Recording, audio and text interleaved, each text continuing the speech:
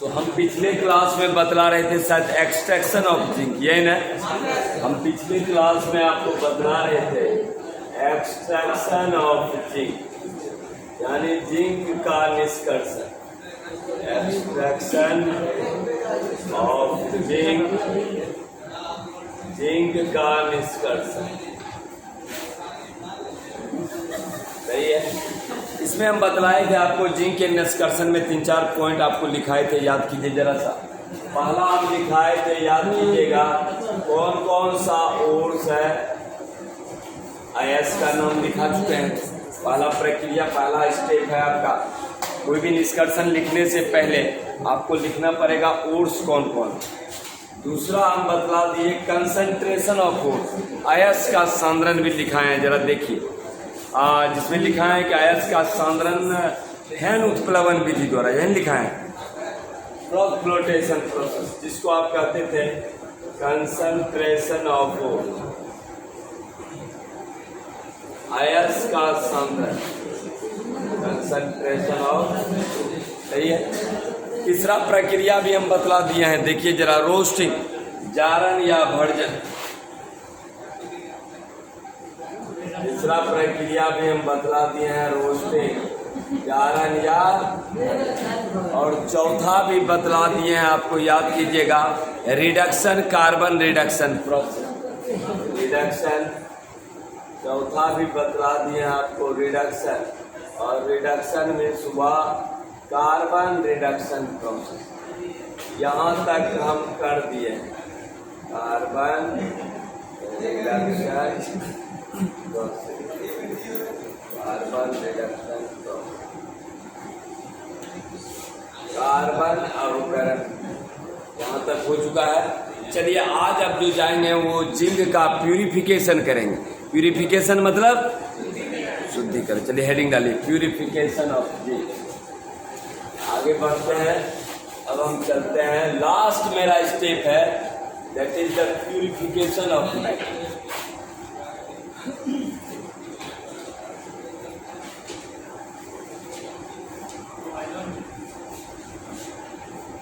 Last step है मेरा purification of zinc, और प्यूरिफिकेशन किस आधार पर करेंगे? इलेक्ट्रोलाइसिस मेथड, विद्युत विच्छेदन विधि, इलेक्ट्रोलाइसिस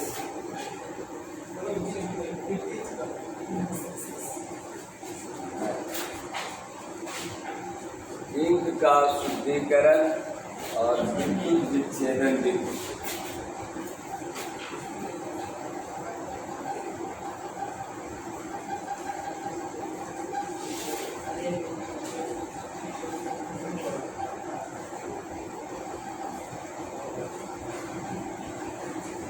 जिंक का शुद्धिकरण, विद्युत विच्छेदन विधि।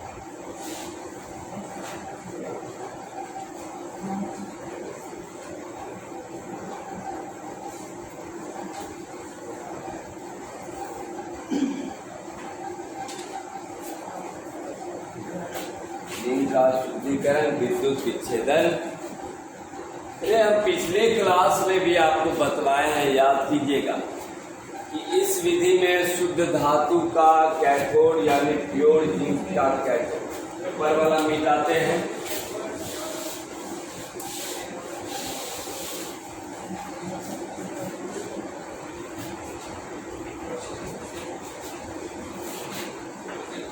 करते क्या है इस विधि में? यहाँ आपको एक सुंदर सा डायग्राम बनाना पड़ेगा।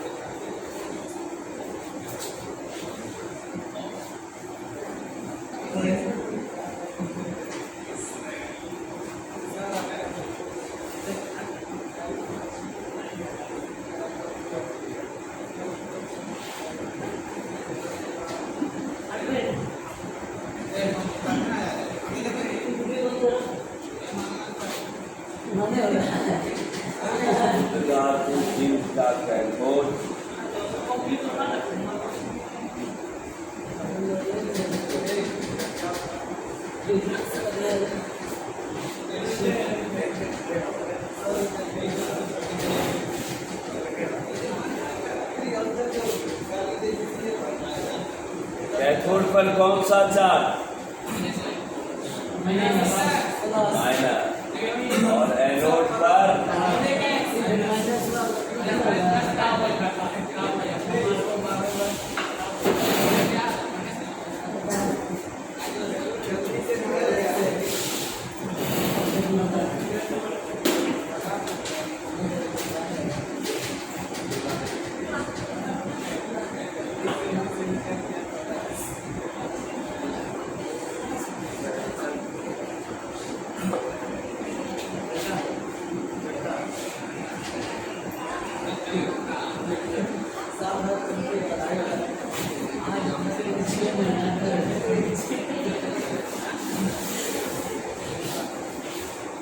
ये जिंक आएगा, कैथोड पर जमा होना शुरू हो जाएगा।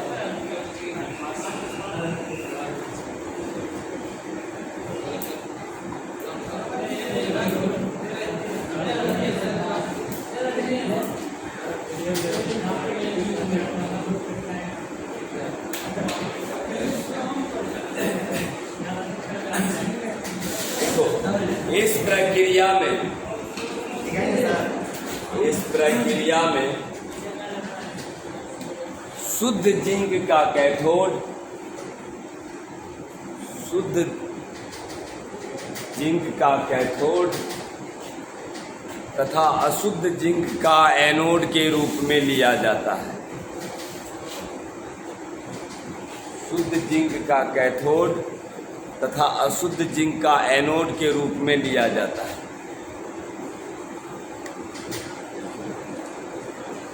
तथा अशुद्ध जिंक को एनोड के रूप में लिया जाता है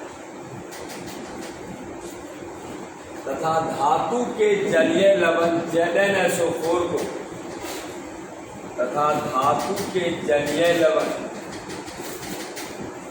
ZnSO4 को तथा धातु के जलीय लवण ZnSO4 को विद्युत विच्छेद के रूप में लिया जाता है तथा धातु के जलीय लवण ZnSO4 यहाँ देख लिखा हुआ जिंक सल्फेट को ZnSO4 को विद्युत विच्छेद के रूप में लिया जाता है। इलेक्ट्रोलाइट के रूप में लिया जाता है।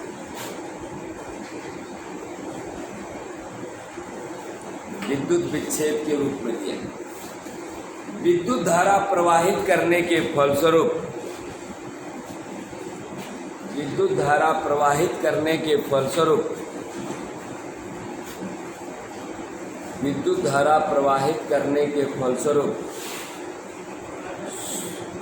शुद्ध जिंक कैथोड पर मुक्त होता है।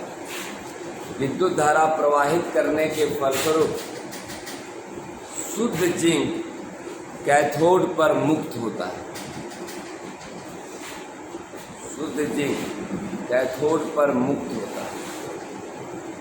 शुद्ध जिंक कैथोड पर मुक्त होता है। चलो रिएक्शन दे दो।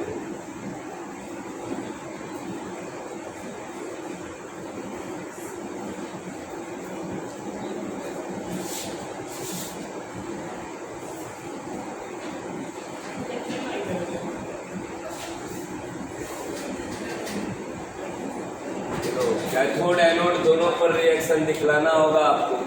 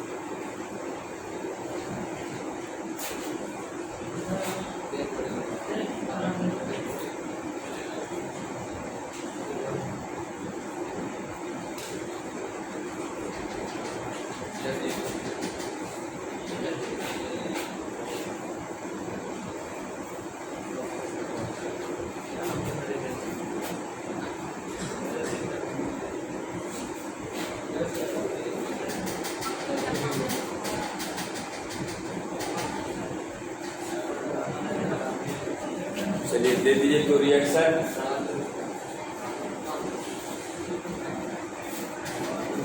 बगल में डायग्राम अच्छा सा बना,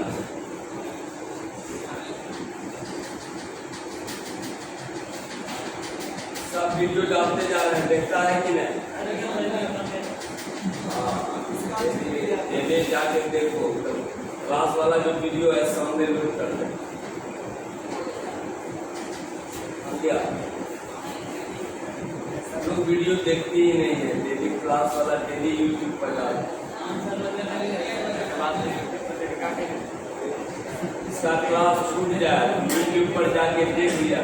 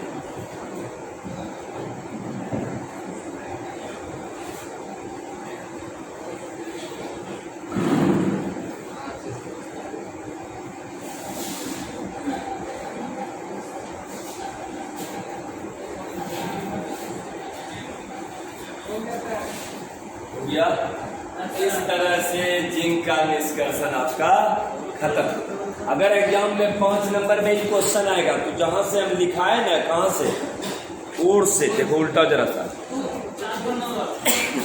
हाँ,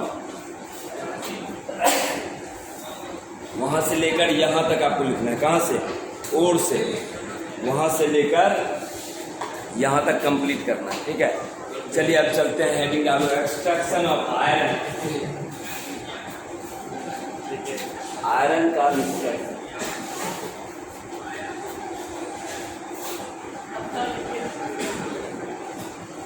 और बहुत इंपॉर्टेंट प्राय एग्जाम में आते रहता है आयरन का निष्कर्षण।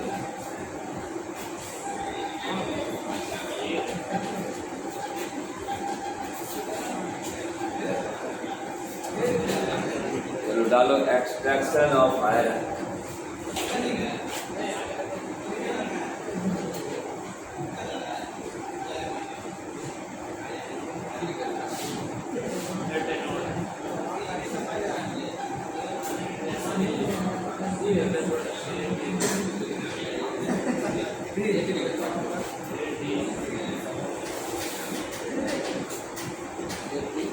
लोहा का निष्कर्षण।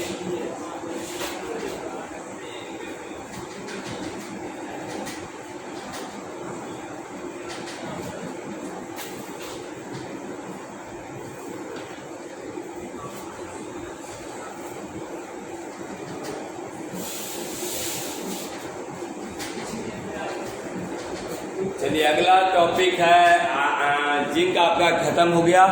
अब बढ़ते हैं हम क्या चीज, एक्सट्रैक्शन ऑफ आयरन, लोहा का निष्कर्षण। चल सबसे पहले है कि इसका मुख्य अयस्क क्या क्या है बताते चलो जरा सुनिए। मुख्य कोर्स कौन कौन सा है? हाँ हेमेटाइट, सही बताया। Fe2O सही बताया, बिल्कुल सही। चलिए पहला मुख्य अयस्क क्या है? हेमेटाइट।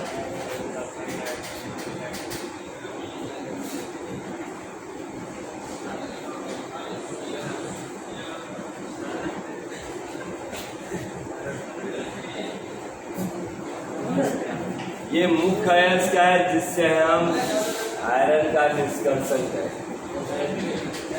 दूसरा भी दिखाए थे मैग्नेटाइट,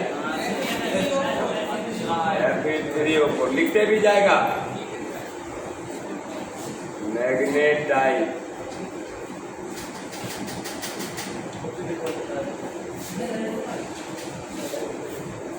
आयरन पैराइट,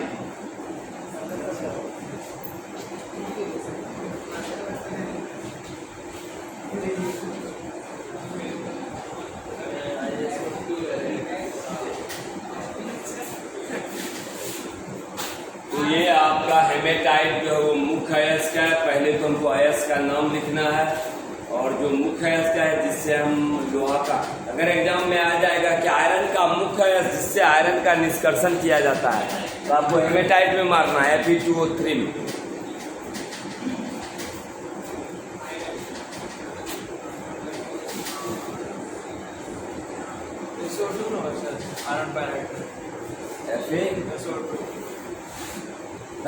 FeS2 FeS2 गलती लिखा होगा। चलो इसके बाद है हम जब ओर्स का सिलेक्शन कर लिए, अब मेरा काम रहेगा कंसंट्रेशन। दूसरा प्रक्रिया अयस्क का सांद्रण, मतलब अयस्क में जो भी गंदगी है उसको दूर करने की प्रक्रिया को कंसंट्रेशन ऑफ ओर्स कहा जाता है। अयस्क का सांद्रण,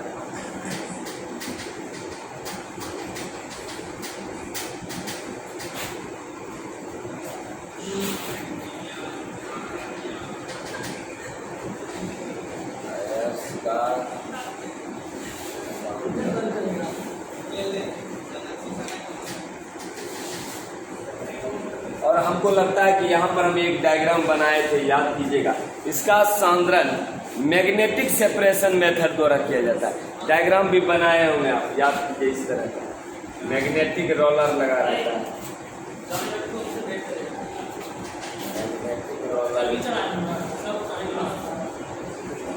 मैग्नेटिक रोलर।